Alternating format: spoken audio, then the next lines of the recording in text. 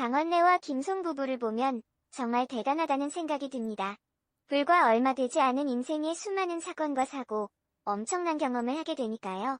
남편은 최고의 스타에서 불의의 사고로 반신불수의 장애인이 되고, 아내는 오랫동안 쫓아다니던 남편과 꿈에 그리던 결혼을 했지만, 남편의 불륜으로 굉장한 실망감을 갖게 되고, 마지막으로 여러 차례 실패했던 시험과 아기를 드디어 성공하는 등 평범한 사람들은 일생 동안 한 두 가지도 겪기 힘든 일을 이들 부부는 불과 몇 년 만에 겪게 됩니다.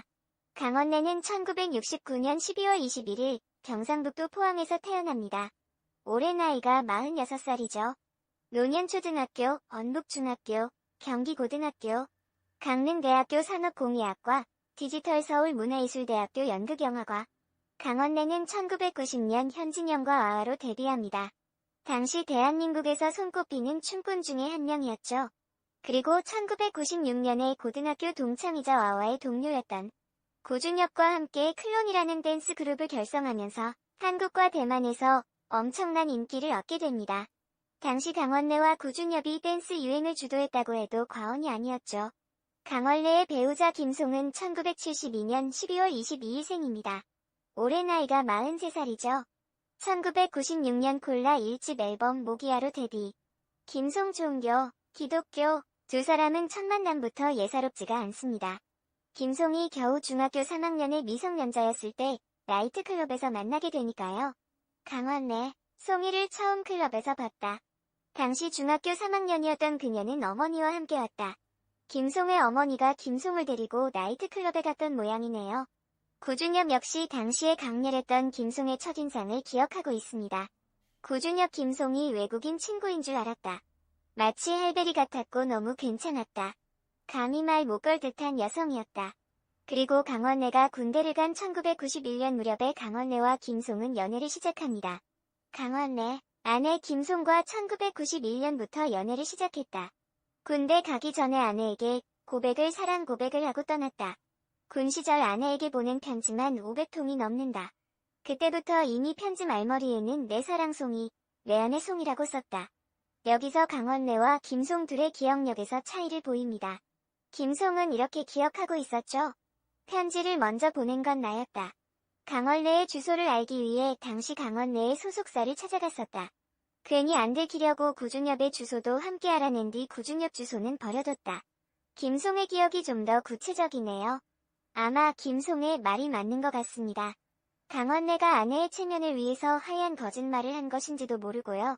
어쨌든 강원래가 병역의 의무를 이행하는 동안 둘은 엄청난 편지를 주고받습니다. 김송 한 통을 써서 보냈는데 답장이 왔다. 그런데 편지 한 통에 10장의 편지가 들어있었다. 두 사람이 주고받은 편지가 무려 750여 통이나 됩니다. 강원래, 그중 내가 쓴 편지가 500통은 될 거다. 당시 편지의 시작은 늘 내 마누라 송이 내 사랑 송이였다. 그래서 나중에 송이를 위한 노래의 제목도 이것을 따서 지은 거다. 아마 무료한 군생활이기에 강원래가 더욱더 김송을 떠올렸던 것 같습니다. 그리고 강원래는 제대 이후에 다시 가요계에 복귀합니다. 위에서 언급한 대로 1996년 고준엽과 클론을 결성하고 가요계의 정상에 서게 되었죠. 하지만 강원래는 꾸준하게 바람을 피웁니다. 혹은 김송과 정식으로 사귀기 전이라고도 할 수 있죠. 김송이 고준엽에 대한 서운한 마음을 토로한 적도 있었죠. 김송 어떤 여자분이 고준엽에게 강원래를 만나고 싶다고 조르자 준엽이 소개시켜 주었다. 뒤늦게 이 사실을 알아 화가 난 적이 있었다. 고준엽 15년도 더 지난 일이다. 기억이 나지 않는다. 하지만 김송이 이니셜을 말하자마자 고준엽은 그 일을 기억하게 됩니다. 이때 상대 여자는 연예인이었던 것 같네요. 당시 잘 나가던 클론이 일반인을 만날 환경이 되지 않고 김송과 고준엽 사이에 서로 이니셜로 통하는 인물이니까요. 사실 여자라도 남자의 예전 여친의 이름을 15년 후까지 정확하게 기억하는 것은 거의 드문 일일 뿐더러 남자가 친구에게 소개시켜준 여자의 이름을 그때까지 기억하는 것은 거의 불가능한 일이죠.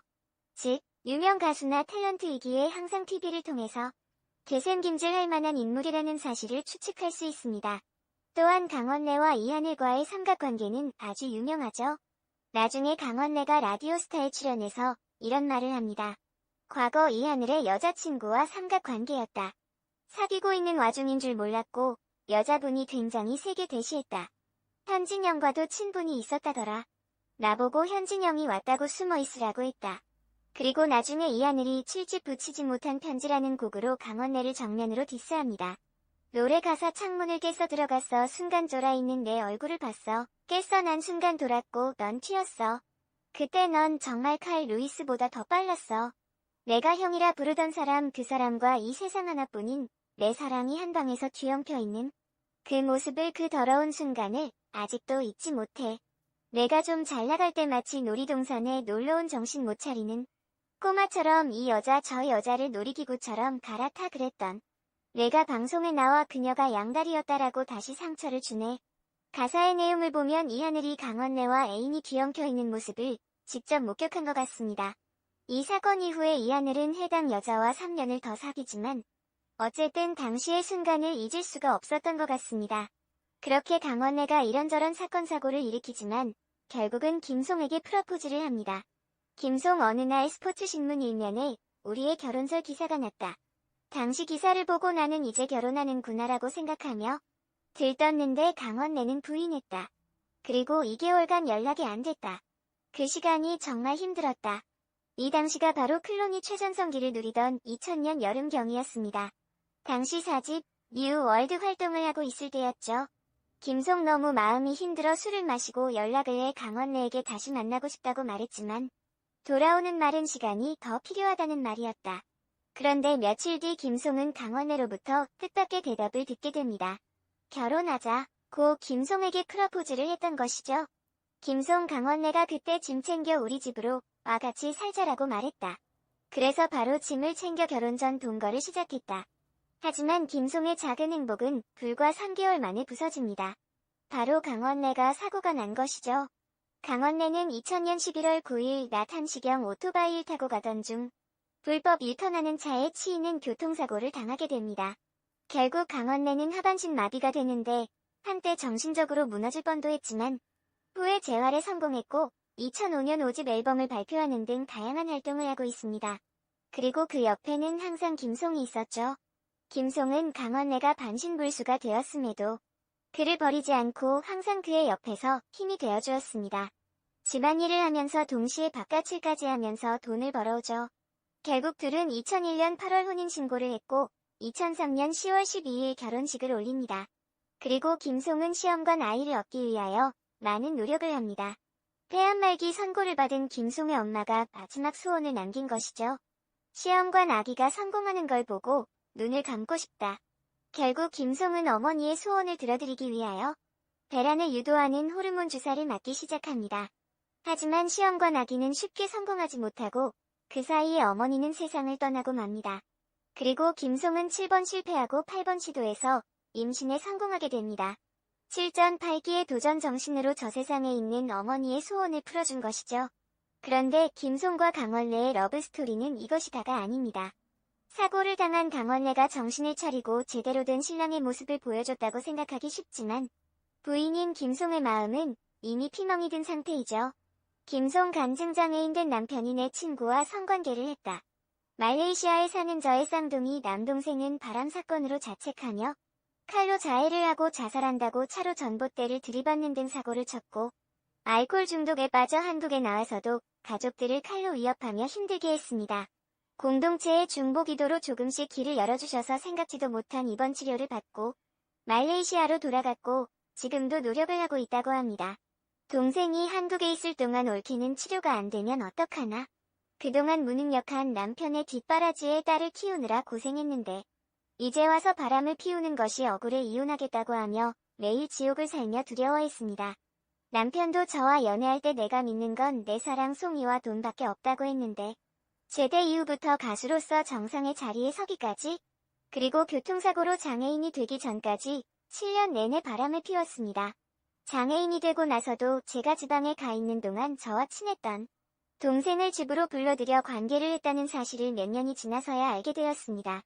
너 때문에 내 인생 포기하고 내 똥 치워주고 살았는데 어떻게 그럴 수가 있냐며 고에게 위자료를 청구하며 이혼을 요구했지만 돈을 주지 않아서 분하고 억울해 죽을 것 같았습니다. 그러나 이혼한다고 해도 사람들의 시선이 두려웠고 이혼하신 부모님 밑에서 언니와 오빠도 이혼했는데 나마저 가족들에게 이혼의 상처를 안겨줄 수 없었기에 빠져나갈 길이 없어서 매일 이혼과 도피, 죽음만 묵상하며 옥에 갇혀야 했습니다. 원래 이 동영상이 존재했지만 나중에 삭제됩니다. 강원래가 결혼 전에 여자 관계가 무척 복잡했다는 사실은 알고 있었지만 결혼 후 장애인이 된 다음에도 이런 불륜을 저질렀는지는 몰랐네요. 김송으로부터 이혼을 당해도 할 말이 없을 것 같습니다. 그런데 하반신이 마비된 강원래가 성관계를 가질 수 있을까요? 좀 뒤져보니 불가능한 일만은 아닌 것 같습니다. 확실히 강원래가 장애인이 된 다음에도 삶을 포기하지 않고 재기한 것은 박수받아야 할 만한 멋진 일입니다.